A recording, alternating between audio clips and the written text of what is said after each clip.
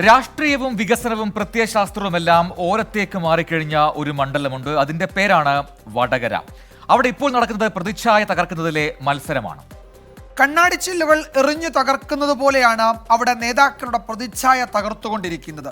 വ്യക്തിത്വത്തെ ആക്രമിക്കുന്ന വടകരയിലേക്കാണ് നമ്മൾ ആദ്യം പോകുന്നത്. വ്യക്തിത്വ ഹത്യ എന്നതാണ് മലയാളത്തിലെ അംഗീകരിക്കപ്പെട്ട ഭാഷാ പ്രയോഗം. വ്യക്തിഹത്യ എന്നാൽ വ്യക്തിയെ കൊല്ലുക എന്നാണ് അർത്ഥം. ഇത് കൊലക്കുറ്റമാണ്. വടകരയിലെ വ്യക്തിത്വ ഹത്യ വിവാദം വ്യക്തിഹത്യയോളം തന്നെ ഗുരുതരമാണ്. ആര് ഹത്യ നടത്തുന്നു എന്നത് ഇനിയും പുറത്തുവരാനിരിക്കുന്നതേയുള്ളൂ. ഇങ്ങനെയുള്ള വ്യാജ വീഡിയോ ക്ലിപ്പുകൾ ഉണ്ടാക്കാൻ ഒരു പ്രത്യേക സംഘം തന്നെ ഉണ്ടെന്നാണ് എനിക്ക് മനസ്സിലായിട്ടുള്ളത്. കുടുംബ ഗ്രൂപ്പുകൾ നിങ്ങൾ ഇട്ടാൽ ആ കുടുംബത്തിൽ എന്നെ അറിയുന്നവരില്ലേ, അവർ പറയില്ലേ ഞങ്ങളുടെ ശൈലജ ടീച്ചർ ഇങ്ങനെയല്ല എന്നുള്ളത്, ഏത് പാർട്ടിയിൽപ്പെട്ടവരായാലും. അതുകൊണ്ട് അത് ഇങ്ങനെ നിരന്തരമായിട്ട് വരുമ്പോൾ എനിക്കും അത് പറയാതിരിക്കാം. ഞാൻ ഇത്ര ആൾ ക്ഷമിച്ചു.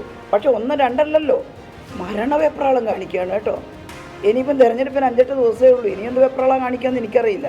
തെരഞ്ഞെടുപ്പ് രംഗത്ത് ആരോപണ പ്രത്യാരോപണങ്ങൾ നിരവധി ഉണ്ടാകാറുണ്ട്. പക്ഷേ എതിർവിഭാഗം വ്യക്തിത്വ ഹത്യ നടത്തുന്നു എന്നാരോപിച്ച് ഒരു LDF സ്ഥാനാർത്ഥി തൊണ്ടയിടറി നടത്തിയ വാർത്താ സമ്മേളനം ആദ്യത്തേതാണ്. വടകരയിലും സംസ്ഥാനത്തും UDF-നെതിരെ LDF ഇത് രാഷ്ട്രീയ ആയുധമാക്കുകയാണ്. അശ്ലീല ആക്രമണമാണ് യഥാർത്ഥം നടക്കുന്നത്. വടകര നിയോജക മണ്ഡലത്തിൽ ഇടതുപക്ഷ ജനാധിപത്യ മുന്നണി സ്ഥാനാർത്ഥി ബഹുദൂരം മുന്നിലാണെന്ന് മനസ്സിലാക്കിയിട്ട് അവസാനം വന്ന UDF സ്ഥാനാർത്ഥിയും അദ്ദേഹത്തിൻ്റെ കൂട്ടാളികളും ചേർന്നാണ്.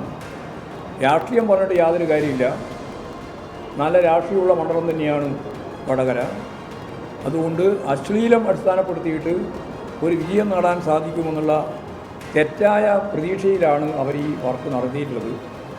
നവമാധ്യമങ്ങളിൽ KK ശൈലജയ്ക്ക് അനുകൂലമായി പ്രചാരണം. ഇത് തെല്ലൊന്നുമല്ല UDF-നെ പ്രതിരോധത്തിലാക്കിയിട്ടുള്ളത്. കരുത്തരായ 2 വനിതാ MLA-മാരെ കളത്തിലിറക്കി. KK ശൈലജയ്ക്ക് പിന്തുണ പ്രഖ്യാപിച്ചു. UDF-ന് പങ്കില്ലെന്ന് ആവർത്തിച്ചു. അങ്ങനെയെങ്കിൽ പ്രതി ആരാണ്? അപ്പം ആരുടെ ഭാഗത്തു നിന്നായാലും അത് കൃത്യമായി കണ്ടെത്തുകയും നിയമ നടപടി സ്വീകരിക്കാനും പോലീസ് തയ്യാറാകണം. ആരാണെങ്കിലും തള്ളിപ്പറയാനും മുഖം നോക്കാതെ നടപടിയെടുക്കാനും തയ്യാറുണ്ടോ എന്നതാണ് ഞങ്ങൾക്കുള്ള ചോദ്യം. ഒരു പരാതി കൊടുത്തു കഴിഞ്ഞാൽ അതിന് നടപടിയെടുക്കുവാനായിട്ട് പോലീസ് സന്നദ്ധരാവുന്നില്ല എന്നുള്ളത് കൊണ്ടും വകുപ്പും ഇതിൽ നിഷ്ക്രിയരായിട്ട് പ്രവർത്തിക്കുന്നു എന്നുള്ളത് കൊണ്ടുമാണ് ഇത്തരം രീതിയിലുള്ള പ്രവർത്തനങ്ങൾ ആവർത്തിക്കപ്പെടുന്നുള്ളത് എന്നാണ് ഞാൻ വിശ്വസിക്കുന്നത്.